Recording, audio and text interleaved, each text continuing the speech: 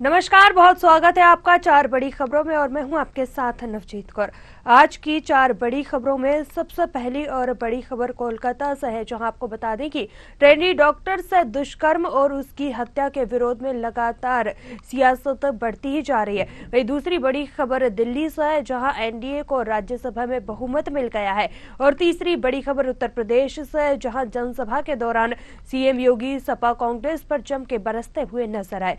चौथी और आखिरी बड़ी खबर मध्य प्रदेश से, जहां कांग्रेस के नारी न्याय आंदोलन की शुरुआत हो चुकी है। इस आंदोलन में क्या रहा खास, तो आइए शुरू करते हैं चार बड़ी खबरें।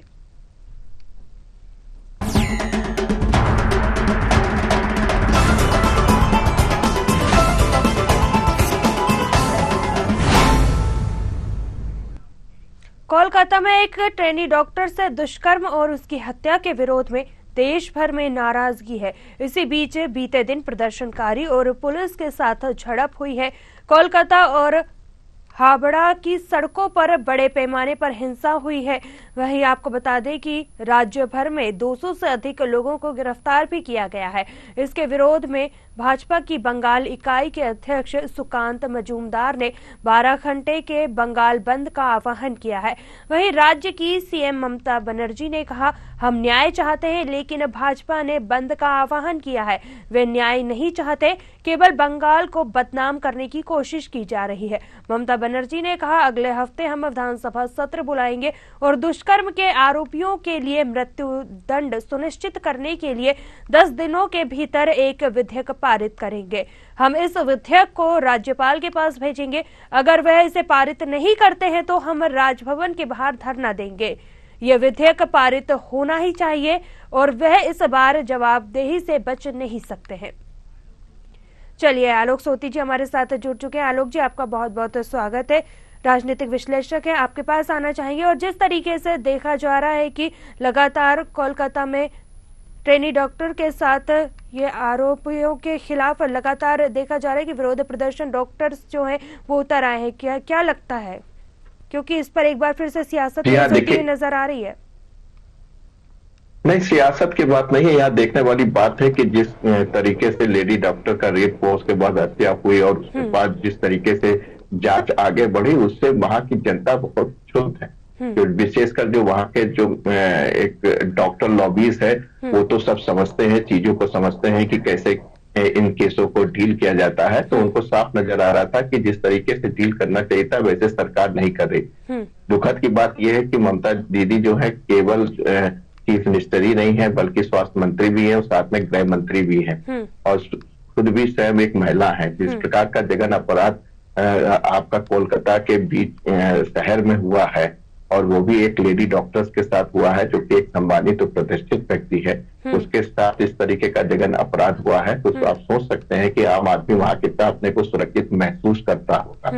तो ये जो अपराध हुआ है, उससे वहां की जनता में बहुत ज्यादा रोष है, विशेषकर छात्रों में है। वो अपनी सुरक्षा के लिए और वो चाहते हैं कि इसकी जो जांच है वो निष्पक्ष रूप से हुए और जो इसमें दोषी है उनको कड़ी से कड़ी सजा दी जाए। आप देख रहे हैं इसमें बीजेपी ने भी जो है अपना जो है इसमें आंदोलन कर रखा है और बंगाल बंद की आह्वान किया था आज।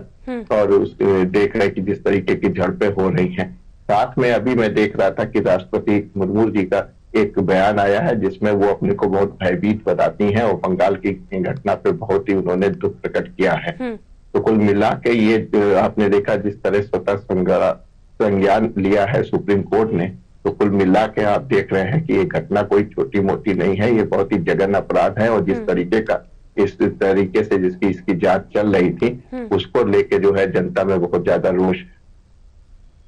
बिल्कुल आलोक जी, अगर देखा जाए तो राज्य भर में 200 से अधिक लोगों को गिरफ्तार किया गया। इसके विरोध में भाजपा ने बंगाल बंद की घोषणा भी की थी, लेकिन वहीं अगर देखा जाए तो ममता बनर्जी लगातार हमलावर होती हुई नजर आ रही है और उनका कहना है कि हम न्याय चाहते हैं, लेकिन भाजपा बंद कर वे न्याय नहीं चाहते हैं।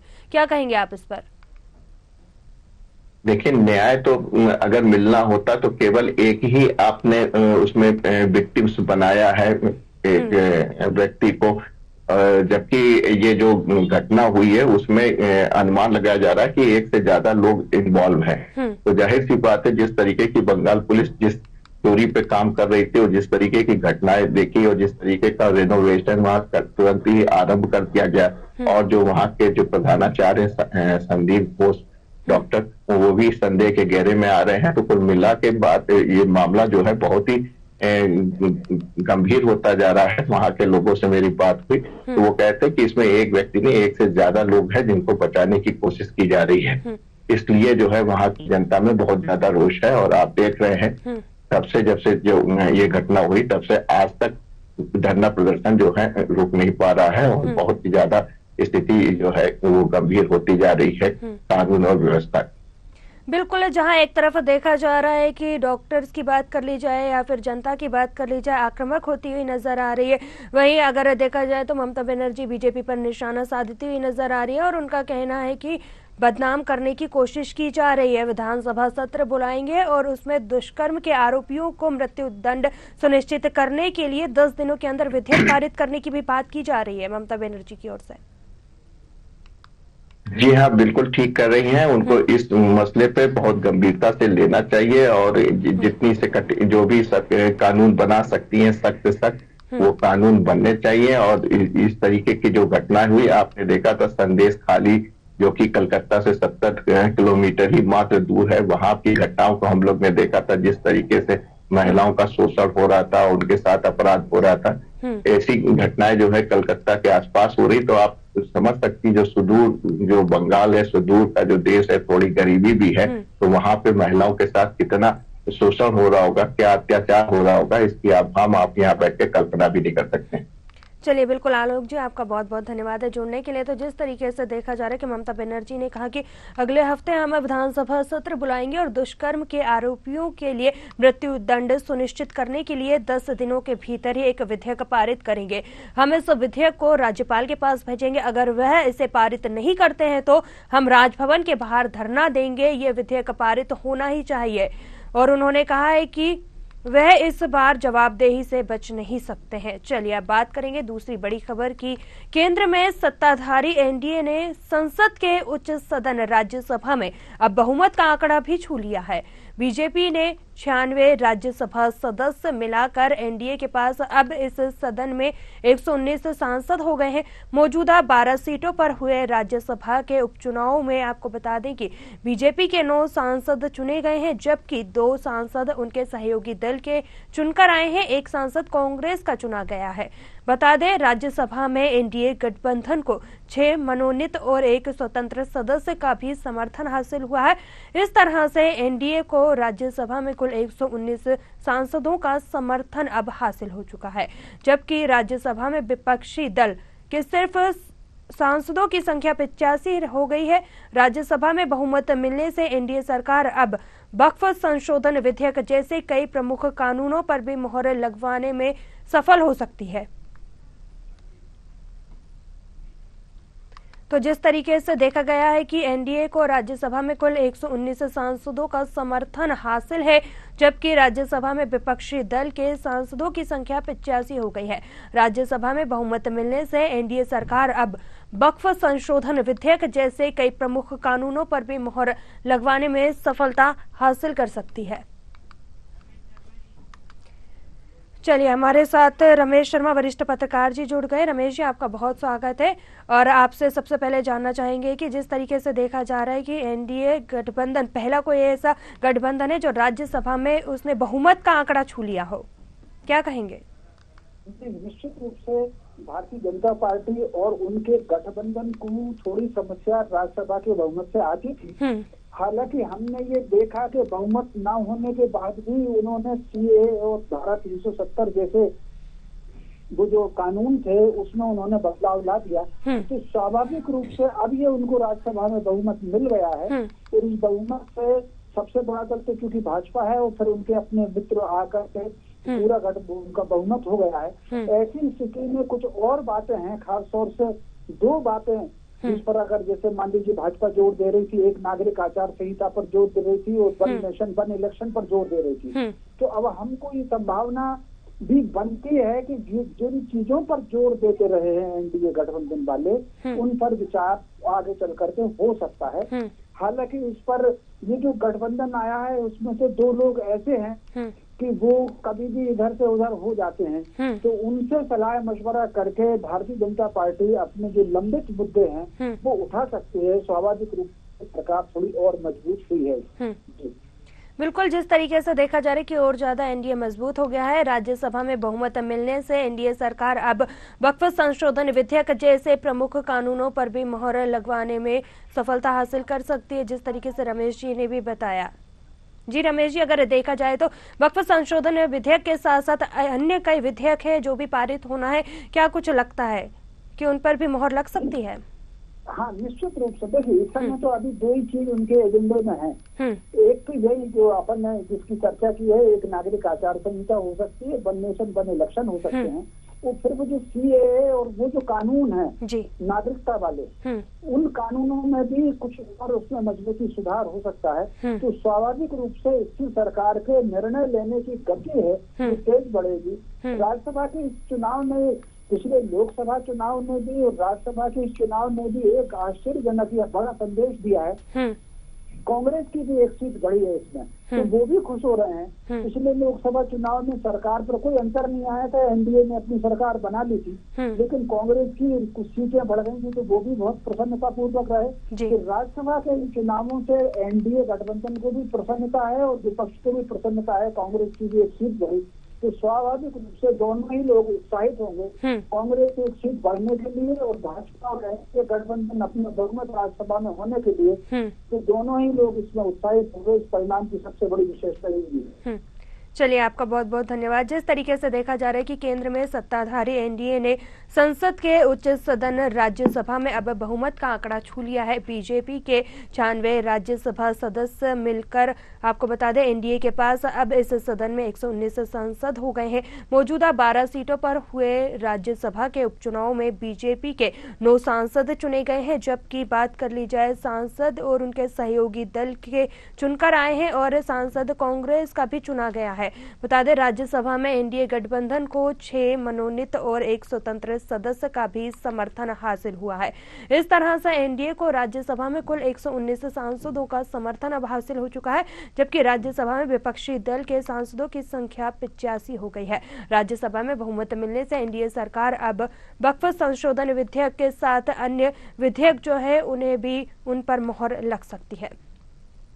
चलिए, इसी के साथ अब बात करेंगे तीसरी और बड़ी खबर की, और जहां सीएम योगी आदित्यनाथ अलीगढ़ पहुंचे, जहां उन्होंने कई परियोजनाओं का शिलान्यास किया। साथ ही रोजगार मेले में 5000 से अधिक युवाओं को ज्वाइनिंग भी लेटर दिए हैं। वहीं आपको बता दें, सीएम योगी ने खेर में जनसभा को संबोधित करते हुए इस दौरान उन्होंने कहा कि सपा और कांग्रेस पर जमकर निशाना भी साधा है। सीएम योगी ने कहा, गुंडागर्दी फैलाने वालों को छूट नहीं देंगे। अगर किसी ने बहन बेटी की इज्जत पर हाथ डालने की दुस्साहस भी किया तो उसका रास्ता उन्हें सीधे यमराज के घर पहुंचा देगा। सीएम ने कन्नौज रेप कांड का जिक्र किया और उन्होंने कहा कि सपा का ब्रांड कन्नौज का नवाब ब्रांड है। वहीं कांग्रेस हो या सपा हो, इसके अंदर जिन्ना की आत्मा घुस गई है। अगर ये लोग वापस आएंगे तो अराजकता फैलाएंगे। चलिए, हमारे साथ प्रशांत राव जुड़ चुके हैं। प्रशांत, आपका रुख करेंगे और जानना चाहेंगे कि जिस तरीके से देखा जा रहा है कि योगी आदित्यनाथ का बयान निकलकर सामने आया है और वो सपा और कांग्रेस पर हमलावर होते हुए नजर आ रहे हैं, क्या कुछ जानकारी है? बिल्कुल, देखिए, आज मुख्यमंत्री योगी आदित्यनाथ अलीगढ़ के दौरे पर थे, जहां वो आज वृहद रोजगार मेले में रोजगार वितरण को लेकर वहां पहुंचे थे और इसके साथ ही रोजगार और ज्यादा मजबूत हो उसको लेकर उन्होंने ऋण वितरण भी किया और करीब 750 करोड़ के 350 परियोजनाओं का लोकार्पण और शिलान्यास भी मुख्यमंत्री योगी आदित्यनाथ के द्वारा किया गया। इस दौरान मुख्यमंत्री योगी आदित्यनाथ अलीगढ़ में जो जिला है वहां पे खैर विधानसभा चुनाव होना है, तो ऐसे में मुख्यमंत्री योगी आदित्यनाथ जिले में राजनीतिक समीकरण साधने को लेकर भी एक जनसभा को संबोधित किया। मुख्यमंत्री योगी आदित्यनाथ ने संबोधित करते हुए कांग्रेस और समाजवादी पार्टी पर बड़ा हमला बोला। उन्होंने कहा कि 2014 के बाद उत्तर प्रदेश में कोई दंगे नहीं हुए और यहाँ बेटियों के सम्मान में, व्यापारियों की सुरक्षा को लेकर यहाँ सरकार लगातार काम कर रही है। और 2014 के पहले किस तरीके से प्रदेश में दंगे हुआ करते थे, बहन बेटियों की अस्मत लूटी जाती थी और भेदभाव के तहत तमाम लाभार्थी योजनाओं का लाभ लोगों को मिलता था, जाति देखकर, धर्म देखकर लोगों को लाभ दिया जाता था। लेकिन 2014 के बाद हम बिना भेदभाव के लोगों को लाभ दे रहे हैं। लेकिन ऐसे में किसी भी दंगाई अपराधी को नहीं बख्शेंगे।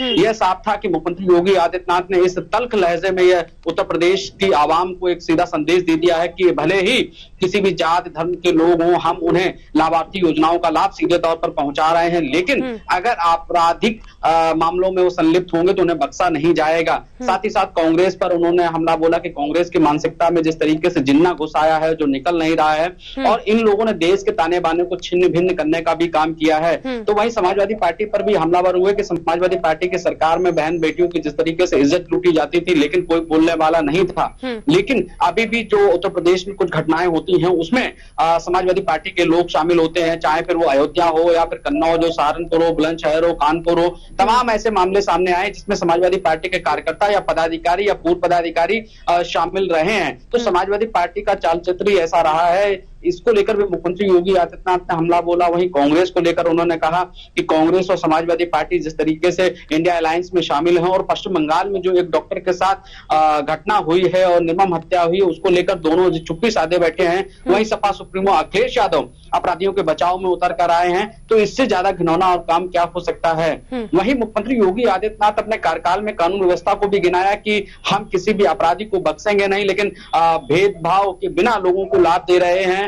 तो अलीगढ़ का विकास जिस तरीके से लगातार हो रहा है उसमें उत्तर प्रदेश सरकार लगातार काम कर रही है।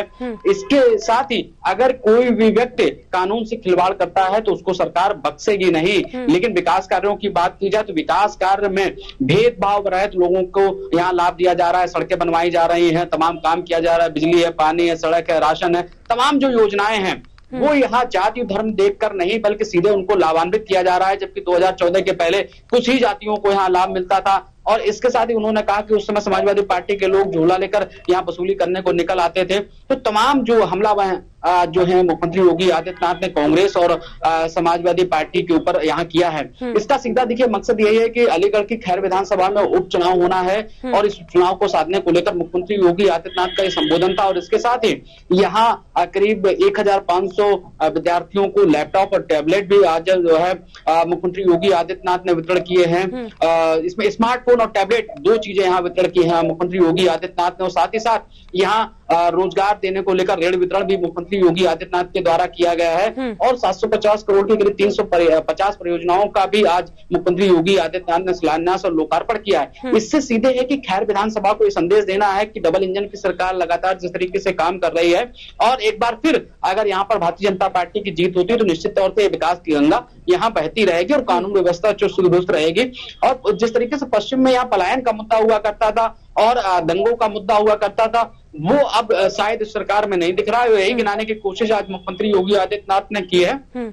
संबोधन भी उन्होंने कहा कि 2014 के पहले लगातार दंगे होते थे लेकिन अब एक भी दंगा हमारी सरकार में नहीं हुआ है। यही हमारी प्रतिबद्धता है और यही हमारी कटिबद्धता है कि हम लोगों को सुरक्षा प्रदान करें, बेटियों को सुरक्षा प्रदान करें, व्यापारियों का सम्मान करें और यही हमारी मानसिकता है और इसी के तहत हम लोग काम कर रहे हैं। जी चलिए, बिल्कुल प्रशांत, आपका बहुत बहुत धन्यवाद। तो जिस तरीके से आपने देखा कि परियोजनाओं का शिलान्यास भी किया है, साथ ही रोजगार मेले में 5000 से अधिक युवाओं को ज्वाइनिंग लेटर भी दिया गया है। वहीं अगर बात कर लीजिए इस दौरान सपा और कांग्रेस पर भी हमला करते हुए सीएम योगी आदित्यनाथ जो है नजर आए हैं। वहीं आपको बता दें कि उन्होंने कहा है कि इसका रास्ता उन्हें यमराज तक पहुंचाएगा अगर किसी ने भी बहन बेटियों के साथ गलत व्यवहार या दुस्साहस करने की कोशिश की है। वहीं आपको बता दें सीएम ने कन्नौज रेप कांड का जिक्र भी किया है। चलिए इसी के साथ अब बात करेंगे तीसरी और चौथी और अंतिम बड़ी खबर की ओर। कांग्रेस के नारी न्याय आंदोलन का दूसरा चरण भोपाल से शुरू हुआ है। महिला कांग्रेस के सदस्यों ने भोपाल के रोशनपुरा चौराहे पर धरना प्रदर्शन किया है। इसमें आपको बता दें कि पीसीसी चीफ जीतू पटवारी, पूर्व मंत्री पीसी शर्मा और महिला कांग्रेस की प्रदेश अध्यक्ष विभा पटेल भी शामिल हुई हैं। यहां से कार्यकर्ता राजभवन के लिए रवाना हुए लेकिन पुलिस ने उन्हें पहले ही रोक लिया और इस पर महिला नेताओं ने नारेबाजी शुरू कर दी। प्रदर्शन के दौरान गर्मी की वजह से विभा पटेल को चक्कर भी आ गया और इस दौरान कार्यकर्ताओं ने उन्हें संभाला। सभा को संबोधित करते हुए विभा पटेल ने कहा, महिला अत्याचार में मध्य प्रदेश पहले नंबर पर है। यहाँ हर दिन रेप की 17 घटनाएं सामने आती हैं। ऐसे में महिलाओं के लिए बने कानूनों को सख्ती से लागू करने की आवश्यकता है। वहीं अपराधियों में खौफ होना चाहिए लेकिन ऐसा नहीं होता है, पीड़ित को भटकना पड़ता है। तो जिस तरीके से देखा गया है कि कांग्रेस यहाँ पर प्रदर्शन करती हुई नजर आ रही है, इसी खबर पर हमारे साथ कृष्णा शर्मा संवाददाता भोपाल से लाइव जुड़ चुके हैं। कृष्णा, आपका रुख करेंगे। जिस तरीके से देखा जा रहा है कि कांग्रेस लगातार प्रदर्शन करती हुई नजर आ रही है और कहीं ना कहीं सत्ता पक्ष को घेरती हुई नजर आ रही है, क्या कुछ जानकारी है?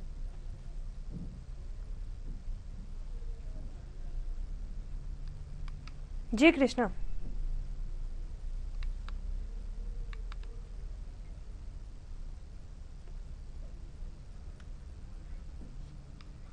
तो कांग्रेस ने नारी न्याय आंदोलन का दूसरा चरण भोपाल से शुरू कर दिया है। कृष्णा से हमारा संपर्क नहीं हो पा रहा है। आपको बता दें कि महिला कांग्रेस की सदस्यों ने भोपाल के रोशनपुरा चौराहे पर धरना प्रदर्शन किया। इसमें पीसीसी चीफ जीतू पटवारी, पूर्व मंत्री पीसी शर्मा और महिला कांग्रेस की प्रदेश अध्यक्ष विभा पटेल भी शामिल हुई है। यहां से कार्यकर्ता राजभवन के लिए रवाना हुए, लेकिन उन्हें रास्ते में ही रोक दिया गया। इस पर महिला नेताओं ने नारेबाजी शुरू कर दी। प्रदर्शन के दौरान गर्मी की वजह से विभा पटेल को चक्कर आ गया और कार्यकर्ताओं ने उन्हें संभाला। सभा को संबोधित करते हुए विभा पटेल ने कहा, महिला अत्याचार में मध्य प्रदेश पहले नंबर पर है। यहां हर दिन रेप की 17 घटनाएं सामने आती हैं। ऐसे में महिलाओं के लिए बने कानूनों को सख्ती से लागू करने की आवश्यकता है और अपराधियों में खौफ होना चाहिए, लेकिन ऐसा नहीं होता। पीड़ित को भटकना पड़ता है। तो जिस तरीके से आप तस्वीरों में देख रहे हैं कि यहाँ पर प्रदर्शन करती हुई महिलाएं नजर आ रही है, वही आपको बता दें कि सीएम हाउस का घेराव करने के लिए निकली थी महिलाएं राजभवन, लेकिन रास्ते में ही उन्हें रोक दिया गया। लगातार 2 दिनों से मध्य प्रदेश में प्रदर्शन किया जा रहा है। कल भी प्रदर्शन किया गया था। आज फिर आपको बता दें कि कांग्रेस के सदस्यों ने भोपाल के रोशनपुरा चौराहे पर धरना प्रदर्शन किया है। इसमें पीसीसी चीफ जीतू पटवारी, पूर्व मंत्री पीसी शर्मा, महिला कांग्रेस की प्रदेश अध्यक्ष विभा पटेल भी शामिल हुई हैं। यहां से कार्यकर्ता राजभवन के लिए रवाना हुए, लेकिन पुलिस ने उन्हें पहले ही रोक लिया। इस पर महिलाओं ने नारेबाजी करना शुरू कर दिया और प्रदर्शन के दौरान गर्मी की वजह से विभा पटेल को चक्कर भी आ गया। वहीं कार्यकर्ताओं ने उन्हें संभाला। सभा को संबोधित करते हुए विभा पटेल ने कहा, महिला अत्याचार में मध्य प्रदेश पहले नंबर पर है। यहाँ हर दिन रेप की 17 घटनाएं सामने आती हैं। ऐसे में महिलाओं के लिए बने कानूनों को सख्ती से लागू करने की आवश्यकता है।